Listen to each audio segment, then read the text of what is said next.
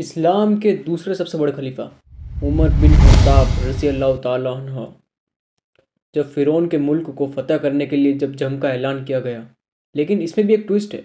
मिस्र की हुकूमत करने वाला और कोई नहीं, सिर्फ एक 11 साल का लड़का है। यानी मिस्र का बादशाह सिर्फ एक 11 साल का लड़का है। आखिर एक 11 साल का लड़का कैसे उमर बिन खत्ताब से लड़ेगा? लेकिन अब उमर बिन खत्ताब अपनी फ़ौज को लेकर मिस्र के लिए रवाना हो गए थे।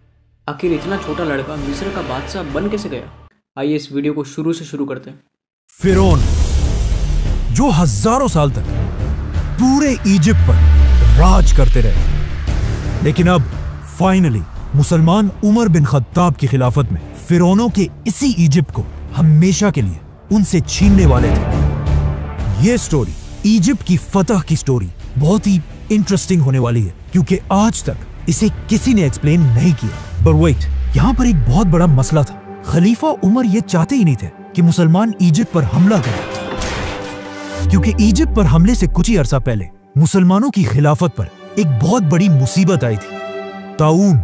ये एक ऐसी बीमारी थी जिसने मुसलमानों की फौज के 25,000 सोल्जर्स को शहीद कर दिया था। और सिर्फ सोल्जर्स को ही नहीं, बल्कि मुसलमानों के सारे बड़े जनरल्स भी इस बीमारी से फौत हो चुके थे। जिसके बाद खलीफा उमर खुद हालात को कंट्रोल करने के लिए मदीना से मुसलमानों की आर्मी की तरफ गए, और वहां उनकी मुलाकात मुसलमानों के नए आर्मी चीफ अमर बिन आस से हुई, जिन्होंने हजरत उमर के सामने एक नया आइडिया, एक नया प्लान रखा कि अब हमें स्लो होने के बजाय फिरौनों के मुल्क इजिप्ट की तरफ जाना चाहिए। लेकिन हजरत उमर इस बारे में थोड़ा कंफ्यूज थे कि अभी अभी हमारी इतनी बड़ी फौज इस बीमारी से शहीद हो चुकी है, और बिल्कुल एक छोटी सी फौज के साथ इजिप्ट को फतह करना बहुत ही मुश्किल होगा। और हजरत उमर को इस बात का भी खतरा था कि ऐसा ना हो कि मुसलमानों की फौज इजिप्ट की तरफ चली जाए और पीछे से उन पर पर्शियन एम्पायर हमला कर दे। लेकिन आर्मी चीफ अमर बिन आस इस सब के बाद भी हजरत उमर के सामने अपने प्लान पर मजबूती से खड़े रहे कि नहीं, हमें इजिप्ट की तरफ हर हाल में जाना चाहिए। क्योंकि अमर बिन आस इस्लाम लाने से पहले मक्का के एक बहुत रिच बिजनेसमैन थे, और अपने बिजनेस की वजह से उनका बार बार इजिप्ट की तरफ आना जाना होता रहता था। तो अब उन्हें इस बात का बहुत अच्छी तरह पता था कि इजिप्ट के लोग मुसलमानों के सामने कभी खड़े नहीं हो सकते। आखिर उनके बार बार कहने पर हजरत उमर ने उनकी बात मान ली और उन्हें इजिप्ट पर हमले की इजाजत दे दी, लेकिन एक शर्त पर कि चलो तुम इजिप्ट की तरफ रवाना तो हो जाओ, लेकिन अगर मेरा इरादा बदल गया तो तुम्हें अपनी पूरी फौज के साथ वापस आना होगा। ये सुनकर अमर बिन आस ने अपनी फौज को रेडी होने का हुक्म दिया और सिर्फ 4,000 की फौज के साथ इजिप्ट के कैपिटल की तरफ रवाना हुए। Now at the same time Amr bin As Egypt और हजरत उमर मदीना की तरफ बढ़ रहे थे, और इस पूरे रास्ते में हजरत उमर सिर्फ इजिप्ट के बारे में ही सोचते रहे। और जैसे ही हजरत उमर मदीना पहुंचे, उन्होंने सारे बड़े सहाबा की एक मीटिंग बुलाई और उनसे इजिप्ट के बारे में पूछा कि मुझे बताओ कि हमें क्या करना चाहिए। जिस पर हजरत उस्मान और बाकी सहाबा ने क्लियरली कहा कि हमें इजिप्ट की तरफ जाने वाली फौज को रोक देना चाहिए।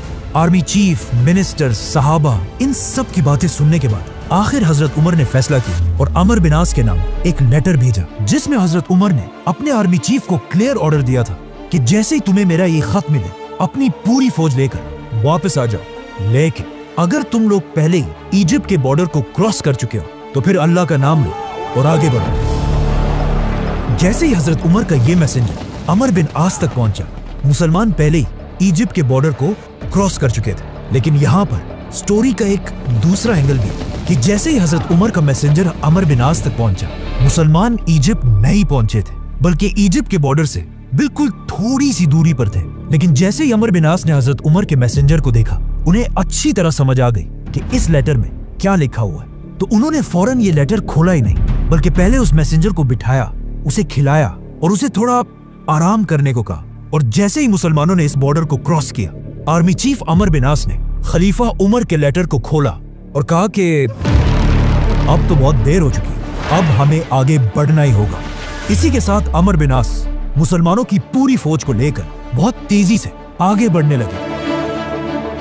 ये सारे इलाके फतह करते हुए फाइनली इजिप्ट के कैपिटल के सामने जंग के लिए रेडी खड़े हो गए, जिसे आज कायरो कहा जाता है। और ये कोई आम सिटी नहीं थी, बल्कि उस जमाने की दुनिया की सबसे पावरफुल सिटीज में से थी, जिस पर पिछले 600 साल से रोमन एम्पायर का राज था, और कोई भी उनसे ये सिटी नहीं छीन सका था। मुसलमानों की फौज ने सीधा आकर इस सिटी के सामने अपने टेंट्स लगाए और जंग के लिए बिल्कुल रेडी हुए जिसे देखकर रोमन्स ने भी अपनी पूरी फौज को मुसलमानों के सामने खड़ा किया, जिसमें बच्चे, औरतें, बूढ़े सब शामिल थे, ताकि ये करने से मुसलमानों के दिलों में उनका खौफ बैठ जाए। बट वो किसको डरा रहे थे? मुसलमानों को? I don't think so. Amar bin आस ने उनकी इतनी बड़ी फौज देखकर अपना एक मैसेंजर उनके पास भेजा और उसे अच्छी तरह समझाया कि तुमने क्या बोलना है। इस मैसेंजर ने सीधा जाकर सारे रोमन्स के सामने कहा कि तुम लोग जानते भी हो हम कौन है। हमने अभी अभी तुम्हारे बादशाह हरकल को बुरी तरह हराया है, तो अब तुम हमारा क्या बिगाड़ लोगे। ये सुनकर वहाँ पर सब हैरान हो गए, लेकिन वहाँ के लीडर साइरस ने कहा कि बात तो सही है। इसी के साथ अमर बिन आस ने फुल ताकत के साथ इजिप्ट के कैपिटल पर हमला कर दिया, लेकिन कोई फायदा नहीं हुआ, क्योंकि सिर्फ 4000 की फौज के साथ इजिप्ट का कैपिटल फतह करना इम्पॉसिबल था। इसीलिए अगले 7 महीने तक मुसलमान इसी तरह इस सिटी के सामने अपने कैंप्स में बैठे रहे और आखिर आर्मी चीफ अमर बिन आस को भी समझ आ गई कि अब वक्त आ चुका है कि मदीना में खलीफा उमर से मदद मांगी जाए। हजरत उमर को इस बात का पहले ही पता था कि अमर बिन आस इजिप्ट को बहुत ही लाइटली ले रहा है और उसे जरूर ज्यादा फौज की जरूरत पड़ेगी, तो उन्होंने फौरन 12000 की फौज इजिप्ट की तरफ रवाना की और इस फौज का लीडर एक बहुत बड़ा सहाबी जुबैर बिन अवाम को बनाया। हजरत उमर जुबैर रज़ी अल्लाह अन्हु की इतनी इज्जत किया करते थे कि उन्होंने अपनी वफात के बाद खलीफा बनने वाले 6 लोगों में से एक जुबैर बिन अवाम को भी नॉमिनेट किया था, जिसे फिर हम बाद में एक्सप्लेन करेंगे, तो सब्सक्राइब। तो अब ये नई फौज भी आकर अमर बिन आस के साथ इजिप्ट में मिल गई और इन दोनों फौजों ने मिलकर बिल्कुल खालिद बिन वलीद के स्टाइल पर हमले का एक नया प्लान बनाया। अगले दिन रोमन फौज अपने किले से बाहर निकली और दोनों फौजें एक दूसरे के आमने सामने हुई और जंग शुरू हुई। कुछ ही देर के जंग के बाद अचानक मुसलमान जंग से पीछे हटने लगे और आहिस्ता आहिस्ता जंग के मैदान से इतना पीछे आ गए कि ऐसे लगने लगा कि अब फाइनली मुसलमान ये जंग हार जाएंगे। लेकिन एग्जैक्ट इसी टाइम मुसलमानों की एक दूसरी फौज आकर रोमन्स के फौज के पीछे खड़ी हो गई। ये देखकर अमर बिन आस ने दोबारा हमले का हुक्म दिया। इस तरह मुसलमानों ने रोमन्स की फौज को हर तरफ से घेर लिया और फिर इन्हें क्रश कर दिया। लेकिन इस सब के बाद भी मुसलमान इस सिटी में दाखिल ना हो सके। आखिर एक दिन जुबैर बिन अवाम रज़ी अल्लाह अन्हु ने तंग आकर एक बहुत ही बोल्ड डिसीजन लिया और अपने कुछ ही साथियों के साथ रात के अंधेरे में इस सिटी के अंदर दाखिल हुए और सीधा जाकर मुसलमानों के लिए गेट खोल दी।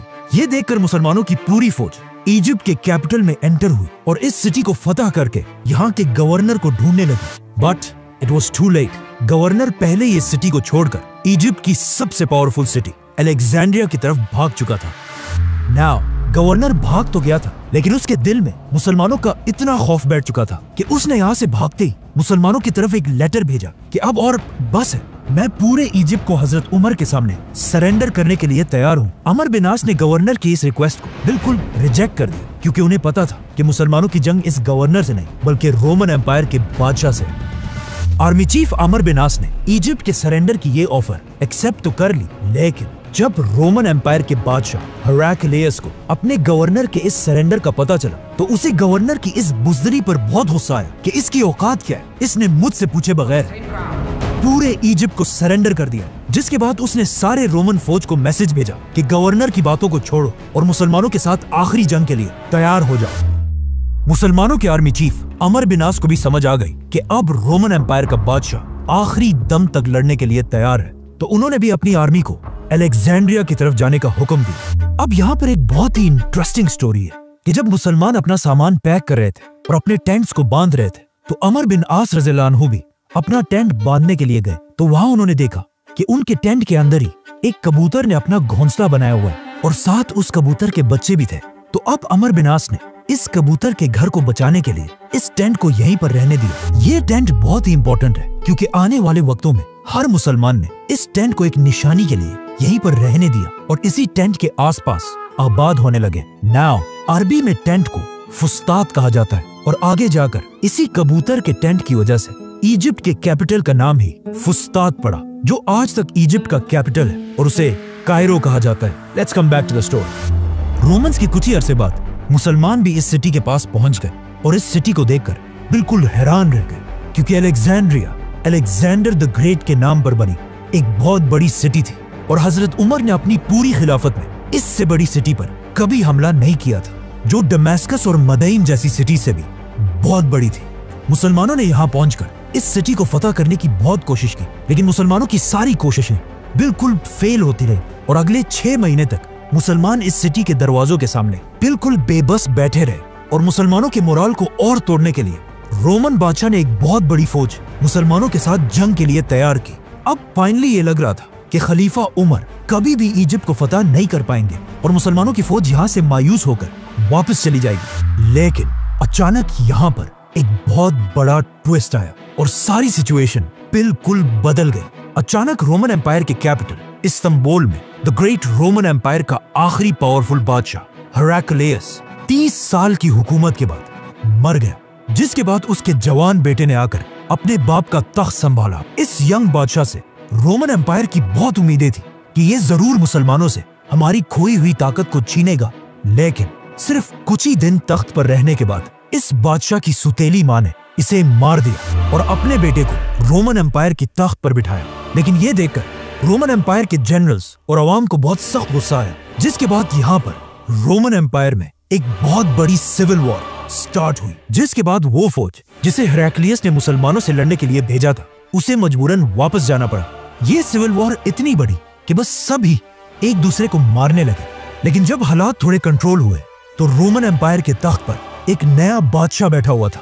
लेकिन मसला ये था कि इस नए बादशाह की एज सिर्फ और सिर्फ 11 साल थी। अब आप मुझे बताएं, जब एक 11 साल का लड़का खलीफा उमर के सामने खड़ा होगा तो उसके साथ क्या होगा? खलीफा उमर रज़ियल्लाहु अन्हु मदीना से रोमन एम्पायर की इस सिविल वॉर को बहुत गौर से देख रहे थे और उन्हें समझ आ चुकी थी कि इजिप्ट फतह करने का यही बेस्ट टाइम है। तो उन्होंने फौरन मदीना में एक लेटर लिखा और अपने मैसेंजर को ऑर्डर दिया कि फुल स्पीड ये लेटर इजिप्ट में आर्मी चीफ अमर बिन आस तक पहुंचाओ। ये मैसेंजर दिन रात एक करके बहुत तेजी से इजिप्ट पहुंचा। जैसे ही अमर बिन आस ने ये लेटर खोला, इसमें हजरत उमर ने क्लियर ऑर्डर दिया था कि अम्र फौरन मुसलमानों की पूरी फौज को एक जगह जमा करके मेरा ये लेटर उन सब के सामने पढ़कर सुनाओ। आर्मी चीफ अमर बिन आस ने बिल्कुल ऐसा ही किया और मुसलमानों की पूरी फौज को जमा करके उनके सामने हजरत उमर का लेटर खोला और कहा, है मुसलमानों, तुम्हें क्या हो गया है? तुम पिछले 2 साल से लड़ रहे हो और अब तक इजिप्ट फतह नहीं कर सके। मुझे इस बात का खतरा है कि तुम रसूल अल्लाह और कुरान के बताए हुए तरीकों को भूल चुके हो और बिल्कुल हमारे दुश्मनों की तरह दुनिया की मोहब्बत में खो चुके हो। याद रखना, अल्लाह ऐसी कौम की मदद कभी भी नहीं करता। तो अब मैं तुम्हारे दिलों को मजबूत करने के लिए तुम्हारी तरफ एक नई फौज भेज रहा हूं। तो अब अपनी इन पुरानी हरकतों से बाज आओ और उठो, अपने घोड़ों को ठीक करो, अपनी तलवारें निकाल लो और रोमन से एक आखिरी जंग लड़ने के लिए तैयार हो जाओ, ताकि मुसलमान इजिप्ट को हमेशा हमेशा के लिए इस्लाम के कंट्रोल में ला सके। हजरत उमर के इस लेटर को पढ़ने के बाद मुसलमानों की फौज का जज्बा इतना बढ़ा कि उन्होंने अपनी तलवारें उठाई और अलेक्जेंड्रिया की सिटी पर ऐसा हमला किया कि रोमन्स इस हमले के सामने बिल्कुल बेबस हो गए और अपनी दीवारों, गेट्स, टावर्स को छोड़कर हर तरफ भागने लगे और मुसलमान फाइनली इस सिटी में दाखिल हुए। यहाँ के गवर्नर साइरस ने जब ये सब अपनी आंखों से देखा तो उसे समझ आ गई कि एक 11 साल का बच्चा खलीफा उमर का मुकाबला कभी भी नहीं कर सकता, तो अब और लड़ने का कोई फायदा नहीं है। इसी के साथ उसने अपना कलम उठाया और पूरे इजिप्ट को हजरत उमर की खिलाफत के सामने सरेंडर कर दिया और इस तरह इजिप्ट, फिरौनों का मुल्क, मुसलमानों के कंट्रोल में आया। अमर बिन आस ने इजिप्ट फतह करने के बाद सबसे पहले एक मैसेंजर जल्दी हजरत उमर की तरफ रवाना किया ताकि वो उन्हें इजिप्ट की फतह की खबर दे सके। ये मैसेंजर फुल स्पीड मदीना पहुंचा और हजरत उमर के घर के बजाय मस्जिद नबवी की तरफ गया। हजरत उमर को जब इसका पता चला तो वो सीधा मस्जिद नबवी की तरफ गए और वहां पर इस मैसेंजर ने हजरत उमर को इजिप्ट के फतह के बारे में बताया। ये सुनते ही हजरत उमर जमीन पर गिर गए और सजदा करके अल्लाह का शुक्र अदा किया और पूरे मदीना को जमा करके उनके सामने इजिप्ट के फतह की कहानी सुनाई। नाउ हजरत उमर ने इसके बाद उस मैसेंजर को बुलाकर पूछा कि तुम मेरे घर के बजाय मस्जिद नबवी की तरफ क्यों गए? उस मैसेंजर ने कहा कि मुझे लगा आप सो रहे होंगे। तो हजरत उमर ने उसे जवाब दिया कि अगर खलीफा दिन को सोएगा तो ये इतनी बड़ी खिलाफत कौन चलाएगा? नाउ अमर बिन आस के हाथों में इजिप्ट के साथ साथ एक और भी बहुत जबरदस्त ताकत है, रोमन नेवी, क्योंकि यहाँ पर रोमन एम्पायर का सबसे बड़ा पोर्ट था। तो आर्मी चीफ अमर बिन आस ने फौरन खलीफा उमर से उनकी इजाजत मांगी कि अब वक्त आ चुका है कि मुसलमान अपनी पहली नेवी बनाए, लेकिन हजरत उमर ने ऐसा करने से इनकार कर दिया, क्योंकि अगर देखा जाए अरब हमेशा डेजर्ट में ही रहे थे और उन्हें समंदरों और कश्तियों का कोई एक्सपीरियंस नहीं था, और इनके मुकाबले में रोमन्स इस सब के चैंपियंस थे। तो हजरत उमर को पता था कि हो सकता है समंदरों में हम रोमन्स का मुकाबला ना कर पाए और हमारी सारी फौज डूब जाए। तो अमर बिन आस नेवी का आइडिया छोड़कर अफ्रीका की तरफ बढ़े और बहुत तेजी से लीबिया, ट्यूनीसिया, बल्कि अल्जीरिया तक पहुंचे। आखिर हजरत उमर ने लेटर भेजा कि अब और बस करो, हमारी खिलाफत बहुत ज्यादा फैल चुकी है, तो इससे ज्यादा आगे जाने की इजाजत नहीं है। जिसके बाद अमर बिन आस मुसलमानों की पूरी फौज लेकर वापस इजिप्ट में अपने नए कैपिटल फुस्तात की तरफ आए, और वहाँ उनकी मुलाकात कुछ बहुत ही अजीब लोगों से हुई, जिन्होंने उन्हें बताया कि ज्यादा खुश होने से पहले ये बात अच्छी तरह जान लें कि हर साल दरियाए नील का पानी बिल्कुल सूख जाता है और उसे दोबारा बहाने का रास्ता सिर्फ हमें पता है। हर साल जब भी इस दरिया का पानी सूखता है, हम इस दरिया में एक जवान कंवारी लड़की को फेंक देते हैं, और इस लड़की की कुर्बानी के बाद ही दरिया का पानी दोबारा बहने लगता है। तो तुम मुसलमानों को भी ऐसा ही करना होगा। मुसलमान ये सुनकर हैरान रह गए कि ये क्या पागल लोग हैं, लेकिन कुछ अरसे बाद एग्जैक्टली ऐसा ही हुआ और दरियाए नील का पानी ऑलमोस्ट सूख गया, जिससे मुसलमान थोड़ा घबराने लगे कि ये तो वाकई दरिया बिल्कुल सूख रहा है। और आखिर दरिया का पानी इतना कम हुआ कि कुछ लोग ये तक सोचने लगे कि क्या हमें भी इस दरिया के पानी को बहाने के लिए ऐसी कुर्बानी देनी चाहिए। ये सब देखकर आखिर अमर बिन आस ने हजरत उमर की तरफ लेटर भेजा कि अब आप ही फैसला करें, हमें क्या करना चाहिए। हजरत उमर ने ये लेटर पढ़ते ही कहा कि ये क्या है, हम तो इस दुनिया में आए इसलिए हैं कि दुनिया के इन पुराने सारे रिवाजों को तोड़ दे। तो फौरन हजरत उमर ने एक चिट्ठी भेजी और कहा कि इस चिट्ठी को दरियाए नील में डाला जाए, जिसमें लिखा था, ऐ नील के पानी, अगर तू आज तक हजारों साल से अपनी मर्जी से बहता है तो रुक जा, हमें तेरी कोई जरूरत नहीं, लेकिन अगर तू अल्लाह की मर्जी से बहता है तो हम उसी अल्लाह से दुआ करते हैं कि वो तेरा पानी दोबारा जारी कर दे। जिसके कुछ ही अरसे बाद दरियाए नील का पानी पहले से भी ज्यादा बहने लगा। इस तरह हजरत उमर सिर्फ एक बादशाह नहीं बल्कि पूरी दुनिया के सामने एक नया निजाम रख रहे थे, और उनके दौर में इंसाफ का एक ऐसा निजाम था कि एक दिन आर्मी चीफ अमर बिन आस के बेटे ने इजिप्ट फतह होने के बाद एक आम इजिप्शियन को एक छोटी सी बात पर डंडों से मारा और ये दिखाने की कोशिश की कि अब हम तुम्हारे बादशाह हैं और तुम हमारे गुलाम। ये इजिप्शियन उसे वहाँ तो कुछ नहीं कह सका, लेकिन उसने हमेशा से हजरत उमर के इंसाफ के बारे में बहुत सुना था। तो वो सीधा इजिप्ट से मदीना की तरफ गया और जाकर हजरत उमर के सामने अपने ऊपर हुए जुल्म की शिकायत की। ये सुनकर हजरत उमर को बहुत दुख हुआ और उन्होंने उस इजिप्शियन को कहा कि तुम यही बैठो, और फौरन एक लेटर गवर्नर अमर बिन आस की तरफ भेजा और उसे हुक्म दिया कि अपने बेटे मोहम्मद बिन अमर को लेकर मदीना की तरफ आओ। जैसे ये दोनों बाप और बेटा मदीना पहुंचे तो उन्होंने देखा कि हजरत उमर के साथ सब बैठे हुए और साथ ही वो इजिप्शियन भी। खलीफा उमर ने उन सब के सामने उस इजिप्शियन को अपना डंडा दिया और कहा कि आर्मी चीफ अमर बिन आस के बेटे को बिल्कुल उसी तरह मारो। बेटे को मारने के बाद अब खलीफा उमर ने उस इजिप्शियन से कहा कि ये डंडा लेकर इसके बाप अमर बिन आस के सर पर भी मारो, क्योंकि इसी बाप के पोस्ट की वजह से इसके बेटे ने तुम्हें मारा था। उस इजिप्शियन ने अमर बिन आस को तो नहीं मारा, लेकिन हजरत उमर ने अमर से कहा कि तुम कब से लोगों को गुलाम बनाने लगे जब उनकी माओ ने उन्हें आजाद पैदा किया है। इसी जबरदस्त जस्टिस की वजह से अब हजरत उमर दुनिया के सबसे ताकतवर लीडर बन चुके थे। लेकिन इजिप्ट फतह करने के फौरन बाद पर्शियन एम्पायर का बादशाह एक बड़ी फौज जमा करके मुसलमानों से बदला लेने के लिए बिल्कुल रेडी था। सब्सक्राइब। आप सल्लल्लाहु ताला अलैहि वसल्लम ने इसीलिए ऐसे लोगों को खलीफा बनाया ताकि वो आगे चलकर सही फैसले ले सके। आप देखिए उमर बिन खत्ताब ने कितने अच्छे अच्छे फैसले लिए, और आप सल्लल्लाहु ताला अलैहि वसल्लम ने कुछ भी अपनी मर्जी से कुछ नहीं कहा, अल्लाह की मर्जी से हुआ।